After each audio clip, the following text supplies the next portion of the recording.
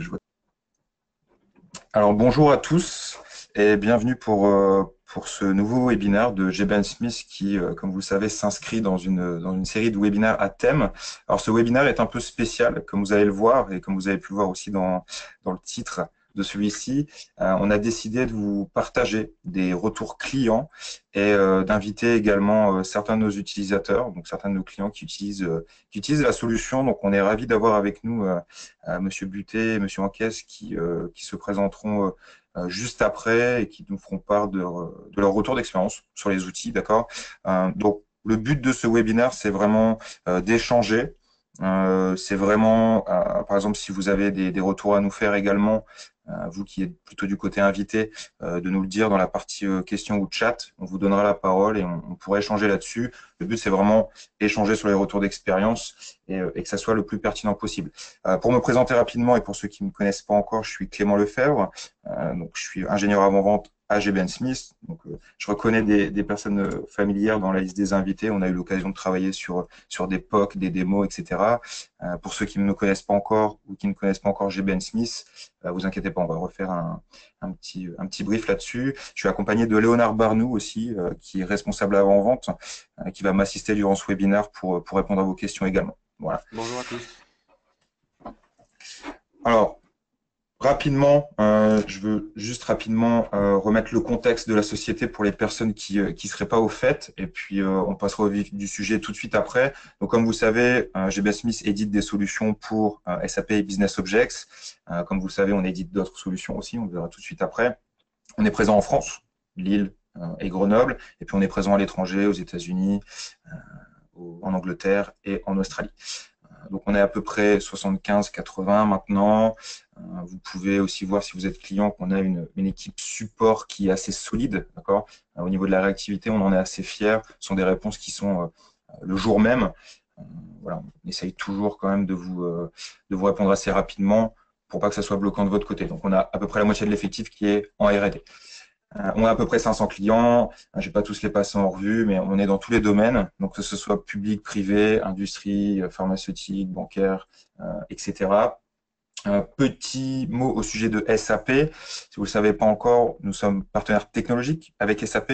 On a vraiment une bonne relation avec eux. On travaille avec les équipes de SAP de temps en temps. L'équipe de développement les rencontre puisqu'on utilise beaucoup le SDK de BO. Donc, c'est vraiment une relation win-win qu'on a avec eux. Et les solutions sont certifiées SAP également. Donc, au niveau des clients, bien sûr, alors vous pouvez retrouver les références sur notre site web aussi. On pourra en discuter tout à l'heure avec les clients qui sont venus nous rejoindre. Donc, voilà, on n'a pas de déploiement type, d'accord, en cible. Vous pouvez très bien avoir quelques dizaines d'utilisateurs, voire quelques dizaines de milliers d'utilisateurs. Et puis, au niveau du contenu, c'est exactement la même chose. Voilà, il n'y a pas de déploiement cible. Juste petite info, alors on le répète à chaque webinaire, mais pour nous c'est vraiment important de partager cette information.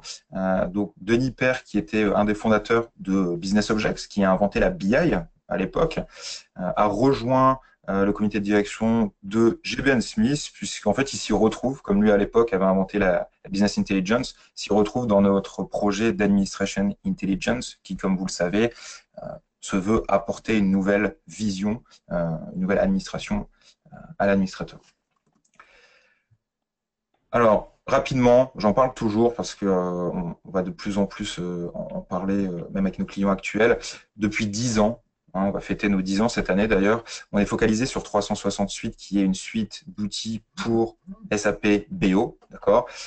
Et on s'étend, comme vous le savez, depuis plusieurs années à d'autres technologies, puisqu'on nous a demandé de déporter 360 sur d'autres logiciels de BI, OBI, Cognos, MSBI, etc., mais aussi sur des bases de données, des annuaires, etc. Donc ça marchait assez bien sur BO, ça marchait très bien, et nos clients voulaient étendre ça à d'autres technologies qu'on a du coup construit 365 View pour répondre à ces problématiques. De ce fait, comme vous pouvez le voir en bas de l'écran, on est devenu partenaire avec les grands éditeurs, tels que IBM, Oracle, Microsoft, avec lesquels on travaille. Donc voilà, il y a vraiment deux offres à GBN Smith, celle dont on va parler aujourd'hui sur la partie gauche, et puis celle de la partie droite, voilà, qui fait l'objet d'autres webinaires d'ailleurs, et puis on peut en discuter avec vous en off si vous le souhaitez. Donc ici, la suite d'outils, ça sera mon dernier slide pour aujourd'hui. Je ne veux pas vous ennuyer avec un PowerPoint. Ce slide est important parce qu'il permet de résumer toute notre offre. D'accord. Alors, juste pour votre information, si vous connaissiez déjà la suite 360, vous vous rendez compte que 360 View n'est plus à l'écran, donc l'outil qui était avec un icône bleu. En fait, à la place, vous en avez deux autres, qui sont 365 View et 360 Live. Alors, si vous avez suivi les autres webinaires, vous avez pu apprendre que 360 View est devenu ces deux outils, d'accord, 365 View et 360 Live. Pourquoi on a fait ça? En fait, on a séparé la partie sécurité, vous retrouvez dans 365 View. Donc, on a mis la matrice de sécurité, etc., dans cet outil. Et puis, en plus, dans cet outil, vous pouvez gérer la sécurité de d'autres systèmes d'information, d'accord, comme je vous l'ai dit juste avant. Et 360 Live, qui est lui pour la gestion du contenu. Et on a ajouté un grand nombre de fonctionnalités en plus par rapport à ce que vous connaissez sur le monitoring, sur les filtres, etc. On est assez fiers de cet outil. C'est vraiment une rupture par rapport à 360 View. Donc, voilà, si vous souhaitez migrer vers 360 Live, il n'y a pas de souci, hein, ça fait partie de la maintenance. Bien sûr, c'est le sujet d'un autre webinaire, mais voilà, donc juste pour votre information, 360 View se résume à ces deux outils en bleu. Et pour ceux qui ne connaissent pas la suite, donc au-delà de la sécurité et du contenu, hein, de l'alternative à l'administration de BO, on a des outils pour répondre aux problématiques de backup, tels que 360+, de promotion, de versionning, un outil 360 qui va vous permettre de gérer vos publications de manière plus efficace, vos planifications. On a un tas d'options qui vous permettent de lier ça à des ordonnanceurs externes, de checker, de vérifier si les documents sont vides ou pas avant envoi, d'ajouter des mots de passe, etc. Donc, on va vraiment plus loin que les publications. 360 Bind, qui lui est un outil de test de rapport, de régression. Alors cet outil est en majorité utilisé pour les migrations ou les passages de service pack quand vous souhaitez tester vos rapports avant et après. Au lieu de le faire à la main, vous mettez tout dans l'outil, il fait le boulot à votre place, puis à la fin, vous récupérez un résultat avec toutes les différences, toutes les similarités, etc. On en parlera d'ailleurs aujourd'hui. Et 360 Eyes, qui est notre gros outil d'audit, donc qui lui va extraire toutes vos métadonnées de Business Objects, quel que soit l'environnement, et vous allez être capable d'auditer, de requêter toutes les métadonnées extraites. Donc 360 Eyes est utile. Donc, un des gros piliers, c'est le nettoyage. On va être capable de savoir tout ce qui n'est pas utilisé au sein de votre environnement. Et puis, on va être capable aussi de faire de la comparaison, on va être capable d'analyser les rapports, les univers, etc. au niveau le plus fin. En fait, dites-vous que si vous pensez à une métadonnée, une donnée technique que vous souhaitez auditer dans BO, je ne sais pas, par exemple le SQL, les prompts, etc., bah, on pourra le faire avec 360. Donc ça, c'est notre offre, d'accord. Ce que je vous propose, c'est qu'on embraye sur la partie témoignage client. On va tourner autour de quelques outils. Je montrerai en live, si c'est pertinent. On avance comme ça. N'hésitez pas à poser vos questions, surtout. Hein, vous avez une partie questions dans le WebEx. Et si vous souhaitez prendre la parole, bah, dites-le nous. Parce que en fait, pour l'instant, vous êtes muté, mais je peux très bien démuter certaines personnes si vous souhaitez apporter votre tour d'expérience. Donc, je vais laisser la parole à Monsieur Anquez, s'il est avec nous. Oui, oui. Bonjour à tous. Alors, je vous laisse vous présenter, et puis dérouler vos retours. Merci beaucoup. Euh, je travaille donc à la mairie de Paris et j'administre les plateformes BI 4.2. Euh, Au jour d'aujourd'hui, on a une vingtaine d'univers et on va arriver jusqu'à 50. On aura à terme 2000 utilisateurs BO. Et ce qu'on a voulu faire, c'est déléguer un peu l'administration à nos administrateurs applicatifs. Donc, on a opté pour trois modules, 360 View, 360 Plus et 360 Eyes.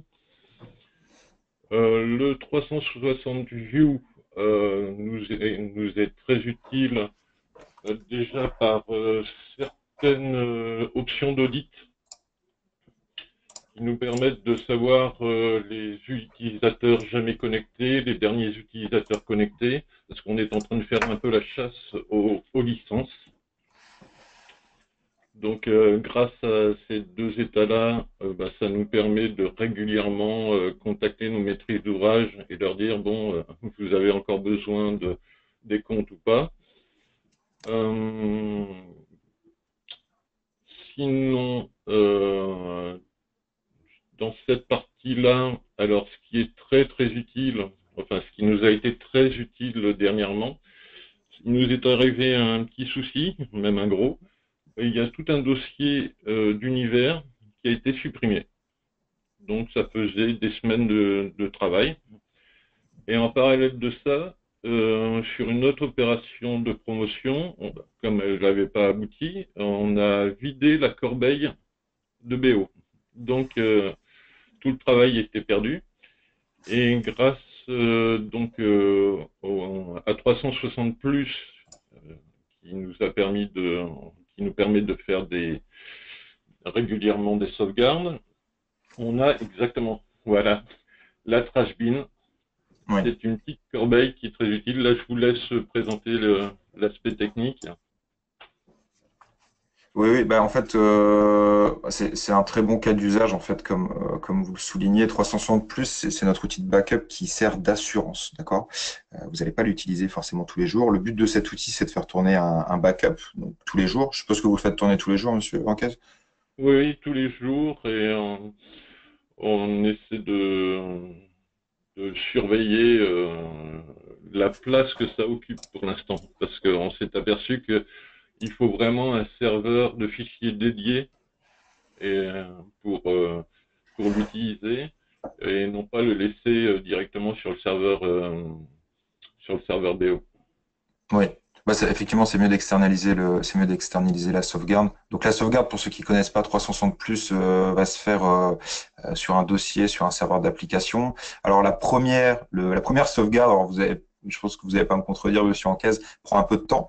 Alors Oui, ça dépend du contenu, de l'environnement. Ça prend peut-être quelques heures. Et puis ensuite, ce qu'on vient faire avec 360 plus, c'est un système de delta. Donc on vient juste sauvegarder ce qui a été modifié. Donc ici à l'écran. Je suppose que c'est ce que vous avez de votre côté aussi. C'est une tâche récurrente tous les tout jours à qui fait. tourne. Donc là, qui dure 6 minutes à peu près, et qui à chaque fois va sauvegarder ce qui a été modifié et va ajouter des nouvelles versions dans votre dossier de sauvegarde. Voilà. Et sur la partie ici, bah, comme vous l'avez dit, la trash bin, sur chaque écran, on retrouve une corbeille qui va vous permettre de restaurer les objets qui ont été supprimés. Voilà. Donc vous les avez retrouvés assez facilement, ces objets, du coup, enfin Oui, ces oui, contenus. oui, oui. Et on a poussé un gros ouf de soulagement. Ce qui est intéressant aussi avec Plus, c'est exactement, voilà, c'est que nos utilisateurs peuvent nous dire, ben, on s'est complètement trompé en travaillant, en faisant une modification. Est-ce que vous pouvez nous redescendre la version, enfin, J-1 ou J-2, suivant le nombre de fois où ils font des sauvegardes, enfin, où ils font des modifications. Oui. Donc là, ce qu'on voit à l'écran, c'est exactement ça. Ça permet de récupérer la version d'un état, d'un univers, enfin de tous les objets que l'on veut à une date de modification précise.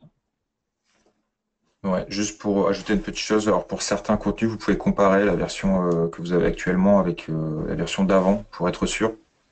Donc si par exemple vous avez un petit œil qui va vous permettre de voir alors à gauche la version courante et puis à droite la version que vous souhaitez restaurer.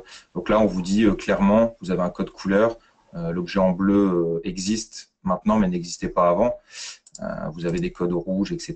Donc là on se rend compte que la version que j'ai actuellement est beaucoup plus fournie que la version d'avant. Voilà, donc c'est peut-être normal. Mais... Donc effectivement, ouais, ça c'est pour plus ces deux grosses parties, le backup, la sauvegarde et puis le versionning.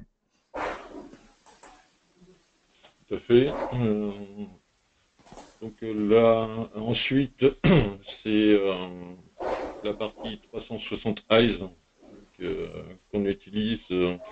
Alors cette fois-ci, ce qu'on est en train de mettre en place, c'est, alors je sais pas comment je peux présenter ça, des snapshots. Euh, Ouais, Comment on peut ouais, des traduire extractions. ça? Ouais. Oh.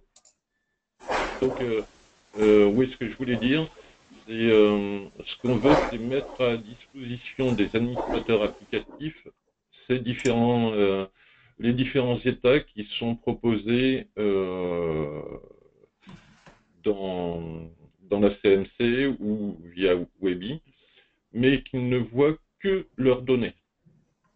C'est-à-dire que chaque administrateur applicatif ne verra que les documents qui les concernent, enfin, toutes les informations qu'il peut y avoir dessus. Donc ça, par contre, il faut faire très attention dans la planification des jobs parce que ça peut prendre énormément de temps. C'est très chronophage. Après, nous, on a bénéficié donc de l'assistance de GBN Schmidt pour justement paramétrer correctement tous nos jobs. Parce qu'il y a eu des moments où on avait pas mal d'échecs et maintenant, ça y est, tout est nickel. Tant mieux, ouais, c'est un coup à prendre, ouais. Donc là, en fait, les jobs que vous faites tourner, vous les faites tourner par utilisateur, et ce qui fait que derrière, avec tous ces rapports ici, vous allez auditer juste le périmètre de chaque utilisateur. Tout à fait, exactement. Et ce qu'on a apprécié aussi dernièrement, c'est le 5e dossier. Alors, excusez-moi, mon anglais n'est vraiment pas terrible. Non, Alors, lequel, du coup? le 05. Le 05. Là, vous êtes à 01, descendez. Ah, ok, pardon. Celui de santé, voilà. Voilà, ok. Voilà. Alors là, ce sont des documents assez récents qui nous permettent, en fait, on les a enrichis. En particulier le deuxième. Ça nous permet en fait de surveiller un peu l'utilisation que font les utilisateurs de BO. Il y en a beaucoup qui emmagasinent des tonnes et des tonnes de rapports avec des données dans leurs documents favoris. Et si on ne surveille pas, on n'aura plus la maîtrise des espaces disques de la CMC. Donc en fait, ce document-là, au départ, c'est qu'un document graphique. Et on l'a détourné un peu pour avoir à la fois le contenu et le nombre de documents et la taille des documents pour chaque utilisateur, aussi bien dans leurs favoris que dans leur boîte de réception et ainsi de suite. Bon, j'essayais en parallèle de montrer, Oui. de montrer en live, mais j'ai eu quelques soucis d'affichage. Je ne sais pas si on va avoir des données qui sont pertinentes ici. Donc effectivement, oui, la partie ici, Health Check pour vérification de la santé de votre environnement a été implémentée dernièrement au sein de 360 Eyes. Et puis là, vous retrouvez en fait un petit peu plus de métadonnées, hein, comme l'a dit Monsieur Anquez. Voilà, à chaque fois, alors pour ceux qui ne connaissent pas 360 Eyes, le but c'est de faire tourner des extractions avec les jobs, d'accord, que vous avez eu précédemment. Puis à chaque fois qu'on va réfléchir un rapport, ici, qui est fourni par GBN Smith, vous allez rechercher les snapshots en question et puis les auditer, du coup, d'accord, les requêter. Donc vous allez analyser les extractions. Donc c'est assez rapide, hein, vu que les jobs. Alors les jobs, vous les faites tourner tous les combien de temps, du coup? Tous les soirs. D'accord. Okay. Tous les soirs et une fois par mois. Alors, je vais pas rentrer dans les détails techniques. Alors, tous les soirs, ça tourne et ça remplace les données de la veille. Ouais. Et une fois par mois, on fait une photo que l'on garde et qui ne peut pas être modifiée. Comme ça, il y a certains états qui me permettent de voir des progressions d'utilisation. Alors, je ne sais plus dans lesquels, mais et donc comme ça permet aux administrateurs applicatifs un petit peu de surveiller leurs équipes. Effectivement, en fait, c'est une des bonnes pratiques. Au niveau des jobs ici, au niveau des jobs d'extraction, on a la possibilité de faire des extractions qui sont en full ou en delta. Vous avez la possibilité, en fait, de, par exemple, extraire tous les jours, mais n'en garder qu'un par semaine. Donc, à chaque fois, écraser celui d'avant. Donc, il y a pas mal d'options là-dessus. Tout dépend, oui, de l'organisation en interne. Oui, nous, on utilise l'option Keep. Ouais. Donc voilà. Un petit dernier mot. Bon, je préviens tout le monde, je suis pas commissionné par GBN Schmidt, mais je confirme que leur assistance est vraiment superbe, très réactive. Merci, bah, ça sera transmis.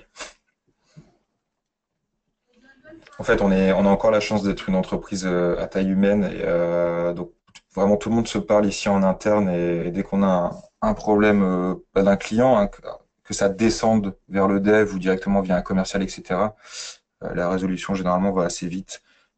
Même parfois, nous, en tant qu'avant-vente, on crée les tickets pour que ça aille un peu plus vite. Donc, voilà. Mais oui, on est assez fiers de ça. Mais merci du retour, ça sera transmis. Voilà. Merci beaucoup. Donc, si je résume, donc on vient de passer au crible donc 360 view, qui est maintenant 360 live pour la partie plus administration, audit des utilisateurs connectés, etc.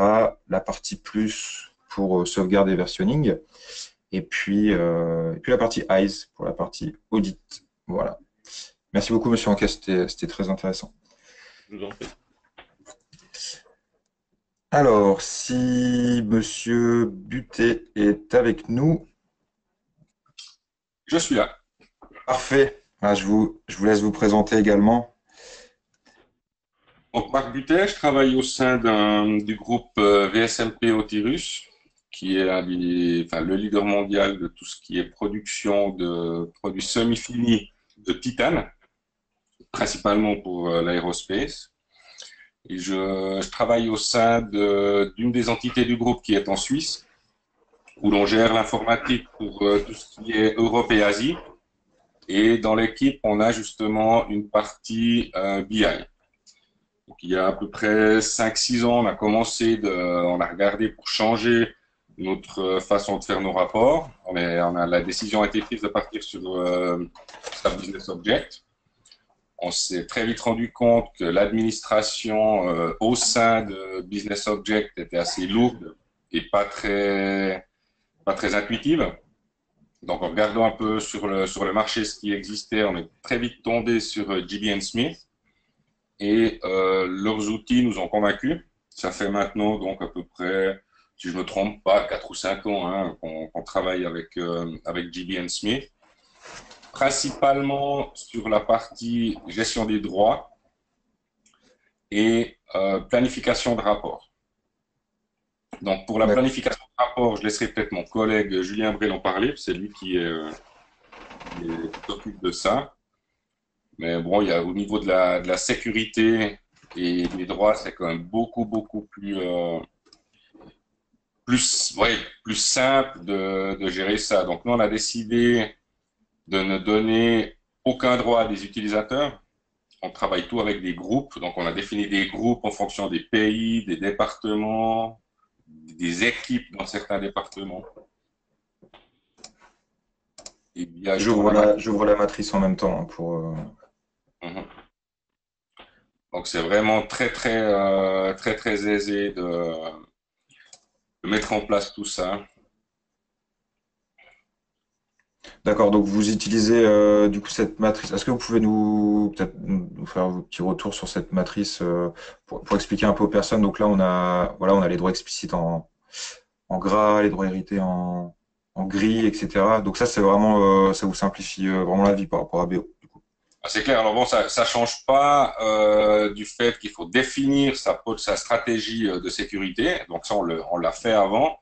Mais l'implémentation dans le système, il y a pas de comparaison entre le faire dans Business Object directement, dans la console de management, ou bien alors par là. Puis le suivi après, de modification, est beaucoup plus aisé.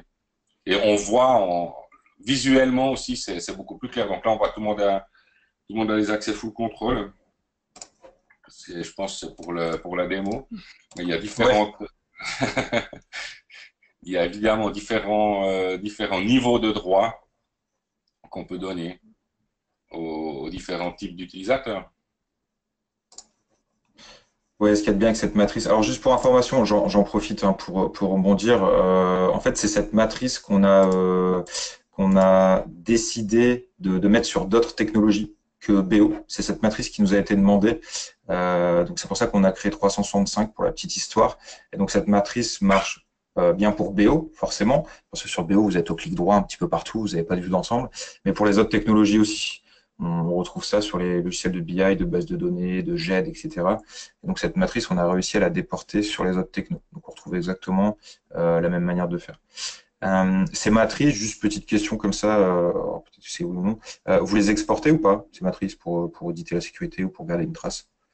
Ou alors on le fait très très rarement, mais durant un audit finance, on m'a demandé d'expliquer un peu les droits au niveau de BI, parce que nos auditeurs financiers nous laissaient assez tranquilles jusqu'à ce qu'ils aient entendu qu'on utilisait les produits SAP. Donc, je ne sais pas comment ça se passe en France, mais en Suisse, dès qu'ils entendent le mot SAP, ils viennent avec des énormes procédures, il faut des documents, etc. Donc, ils nous ont demandé des clarifications à ce sujet-là. Et justement, bah, il a été très aisé de démontrer comment c'était, sortant justement une matrice comme ça, quoi. Donc, ça a été très vite réglé. Ouais, en effet, ici, si par exemple test pour webinar, c'est ce qu'il y a d'important aussi avec cette gestion de la sécurité, c'est pas juste c'est pas juste la manière d'administrer qui est plus rapide, c'est aussi de se dire bah, en quelques clics on peut avoir un export total de la sécurité, avoir une vue d'ensemble. Le test pour webinar ici, voilà. Donc ça peut se planifier aussi, on peut très bien. C'est pour ça que je vous demandais, on peut planifier ça tous les jours ou toutes les semaines pour pouvoir garder une trace, pour pouvoir faire le delta aussi. Voilà, donc là, voilà, c'est une matrice de démo, hein, mais on retrouve toutes vos ressources, tous les acteurs, les droits explicites sans parenthèse, les droits hérités avec parenthèse, etc. Donc c'est assez facile de garder une trace comme ça. Voilà. Après, ben, on utilise aussi, ouais, il y a le 360 plus en fait qu'on utilise. On utilise le backup, mais bon, la sauvegarde. À la différence avec la mairie de Paris, nous, on a eu la chance de n'avoir jamais encore à l'utiliser. Donc, Touche du bois. voilà, on touche du bois, on continue. Mais on n'a pas, par contre, on a décidé, ça c'est une décision qui a été prise à l'interne, et avec le recul, c'est pas forcément une mauvaise idée. Il n'y a que l'équipe IT qui s'occupe de gérer ça, que ce soit création de rapports et la gestion globale de BI. Donc, nos utilisateurs n'ont que des accès de lecture. Donc, ils peuvent lancer leur rapport et la plupart, ben, vous le verrez quand mon collègue vous expliquera, c'est la plupart les reçoivent par mail, mais la gestion est complètement centralisée. Étant donné qu'on n'a pas que ce service qu'on offre à nos utilisateurs, donc c'est clair que des applications comme ça qui synthétisent et qui simplifient quelque part la gestion ont été très bien accueillis. Ok. Donc, je vais peut-être laisser, je ne sais pas s'il y a d'autres choses à ajouter là-dessus.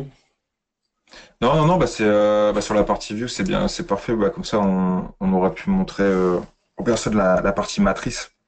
Mhm. Donc, parfait.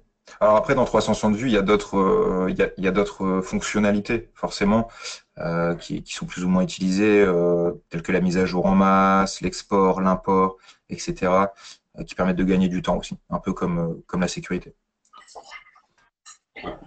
Voilà. Ok. Et donc sur 360 cast, Oui, alors là, c'est moi qui vais prendre le relais. Donc, Julien Brel. Comme l'a dit Marc, ben, on n'a pas d'utilisateurs qui peuvent modifier les rapports et on en a peu qui ont, je dirais, un profil avancé où ils vont aller jouer avec des rapports dynamiques en modifiant en entrant des prompts et en allant chercher l'info en jouant sur plusieurs paramètres dans le rapport pour faire varier les résultats. La grande majorité de nos utilisateurs, c'est des utilisateurs relativement passifs, dans le sens où ils vont recevoir par mail des rapports planifiés à l'avance et finalement, ils vont rarement aller se connecter directement dans le BI pour faire tourner un rapport. Donc, D'accord. une bonne quantité de rapports qui sont plus des rapports de monitoring, qui sont avec des paramètres prédéfinis et qu'on planifie. Alors, avec l'outil de 360, c'est très facile donc de créer des planifications soit tous les jours, soit certains jours de la semaine. On peut créer des calendriers sur mesure aussi. On est allé assez loin là-dedans en disant on veut que le rapport parte le 1er et le 15 de chaque mois, sauf si ça tombe sur un week-end. Enfin, c'est assez poussé là, les possibilités de customiser tout ça. Déjà, la tâche de base de planification, très simple, je dirais. On est assez bien guidé par l'outil, c'est assez intuitif. Euh, et puis, on a la possibilité aussi d'utiliser ces listes de destinataires Excel qui sont finalement rien d'autre que des fichiers dans lesquels on va aller renseigner les personnes qui doivent recevoir le rapport, sous quel format on va leur envoyer le rapport. Voilà, exactement. Si on va aller envoyer par mail ou éventuellement enregistrer dans un dossier du file server.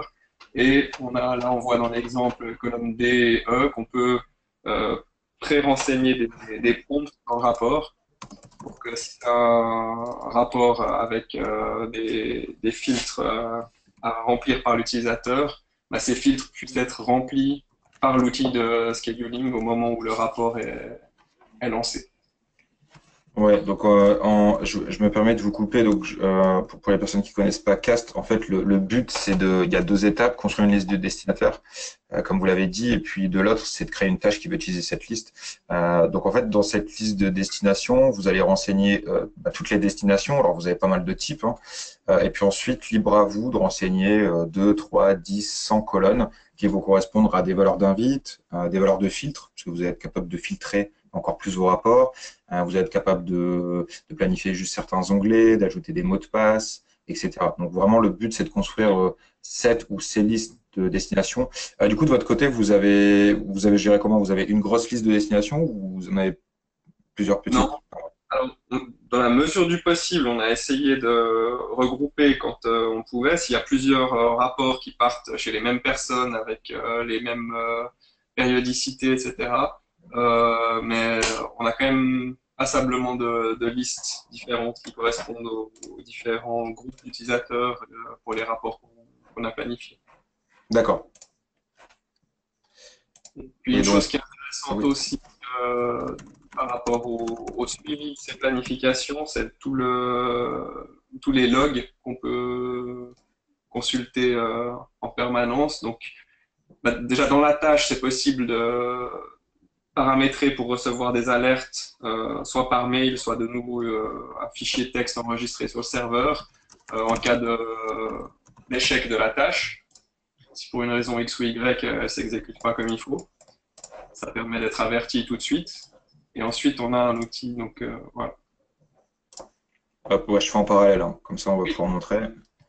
Ouais, donc là, voilà, le but c'est de créer une tâche ou plusieurs, de sélectionner les documents, alors un par un ou par dossier ou par catégorie.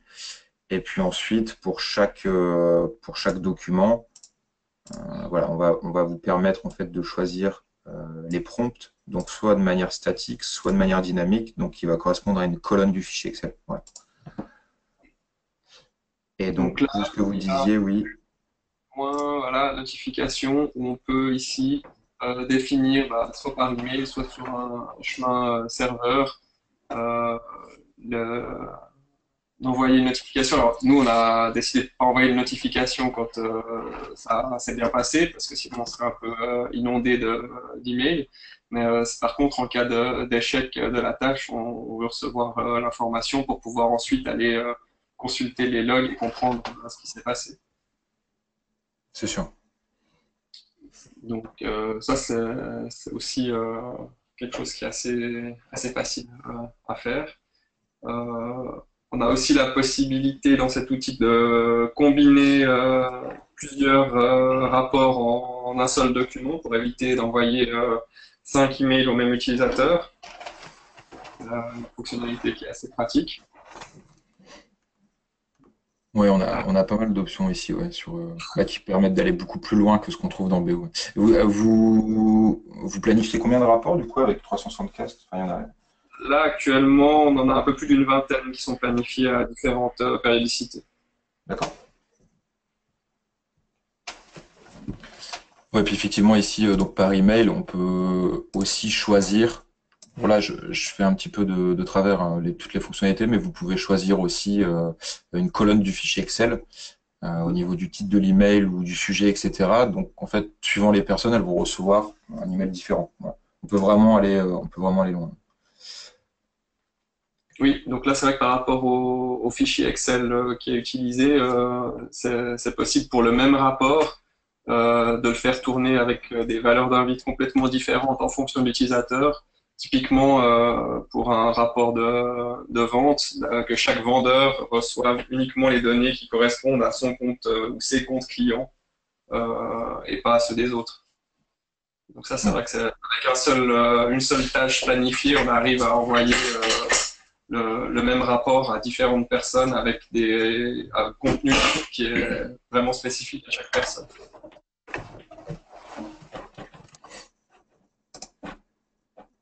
Très bien.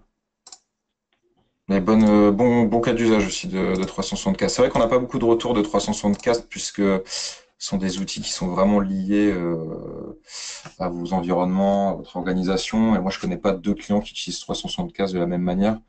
Mais voilà, c'est ce qui fait sa force aussi, c'est de pouvoir s'adapter. Et au niveau des listes de destination, c'est exactement la même chose. Bon, là, on a parlé d'Excel, mais vous pouvez très bien avoir vos listes de destination en base de données aussi, ou directement dans l'appli. Voilà. Tout dépend de l'organisation en interne et des choix qui sont faits. Parfait. Merci pour ces retours également, très instructifs. Tout comme chez Encaisse, on n'est pas non plus commissionné par Jimmy and Smith, mais je pense que pas mal de personnes qui sont là aujourd'hui sont clients. Donc il n'y a pas besoin d'expliquer en long et en large les avantages que ça apporte. Mais c'est vrai que je spécifierais peut-être le fait qu'aujourd'hui, sur le marché des produits informatiques, c'est assez rare justement de trouver un interlocuteur qui nous donne l'impression, et qui c'est pas qu'une impression, d'être à l'écoute de ses clients. Donc ça, c'est aussi agréable.